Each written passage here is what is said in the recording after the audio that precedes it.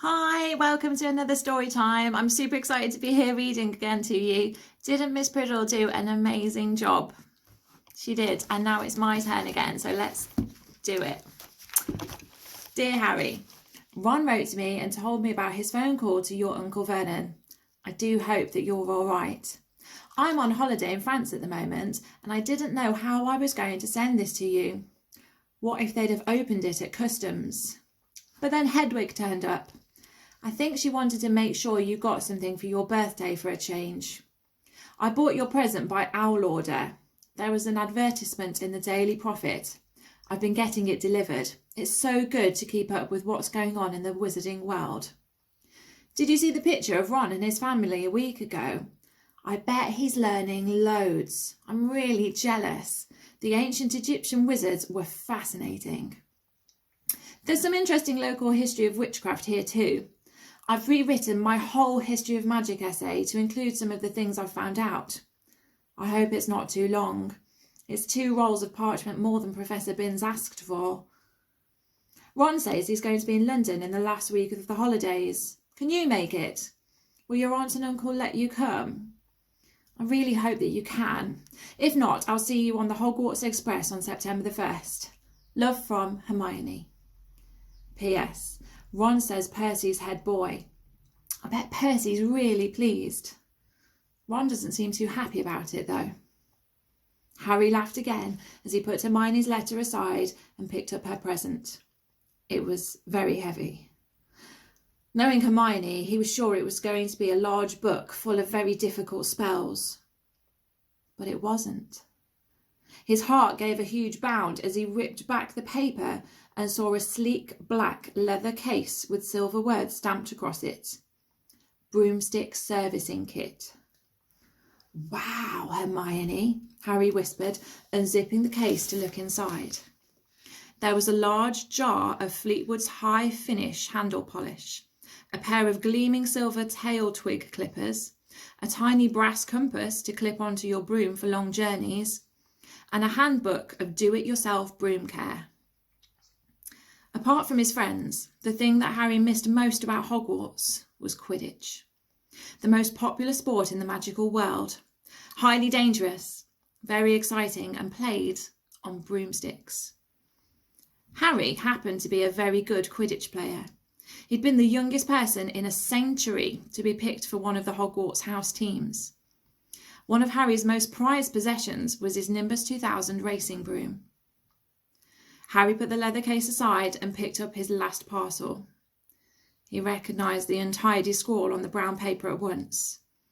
This was from Hagrid, the Hogwarts gamekeeper. He tore off the top layer of paper and glimpsed something green and leathery. But before he could unwrap it properly, the parcel gave a strange quiver, and whatever was inside snapped loudly, as though it had jaws. Harry froze. He knew that Hagrid would never send him anything dangerous on purpose. But then Hagrid didn't have a normal person's view of what dangerous was. Hagrid had been known to befriend giant spiders, to buy vicious 3-headed dogs from men in pubs, and to sneak illegal dragon eggs into his cabin. Harry poked the parcel nervously. It snapped loudly again. Harry reached for the lamp on his bedside table and gripped it firmly in one hand and raised it over his head, ready to strike. Then he seized the rest of the wrapping paper in his other hand and pulled. And out fell a book. Harry just had time to register its handsome green cover, emblazoned with the golden title, The Monster Book of Monsters, before it flipped onto its edge and scuttled sideways along the bed like some sort of weird crab. Uh-oh, Harry muttered. The book toppled off the bed with a loud clunk and shuffled rapidly across the room. Harry followed it stealthily. The book was hiding in a dark space under his desk. Praying that the Dursleys were still fast asleep, Harry got down on his hands and knees and reached towards it.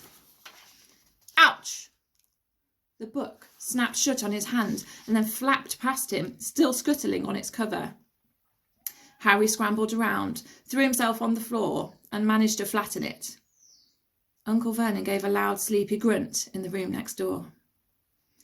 Hedwig and Errol watched interestedly as Harry clamped the struggling book tightly in his arms, hurried to his chest of drawers and pulled out a belt, which he buckled tightly around it. The monster book shuddered angrily but could no longer flap and snap, so Harry threw it down on the bed and reached for Hagrid's card. Dear Harry, happy birthday! I think you might find this useful next year. Won't say no more here. Tell you when I see you. Hope the muggles are treating you right. All the best, Hagrid. It struck Harry as ominous that Hagrid thought a biting book would come in useful, but he put up Hagrid's card next to Ron's and Hermione's, grinning more broadly than ever. Now there was only the Hogwarts letter left. Noticing that it was rather thicker than usual, Harry slit open the envelope, pulled out the first page of parchment within, and read, Dear Mr. Potter, please note the new school year will begin on September the 1st. The Hogwarts Express will leave from King's Cross Station, platform 9 3/4, at 11 o'clock. Third years are permitted to visit the village of Hogsmeade on certain weekends.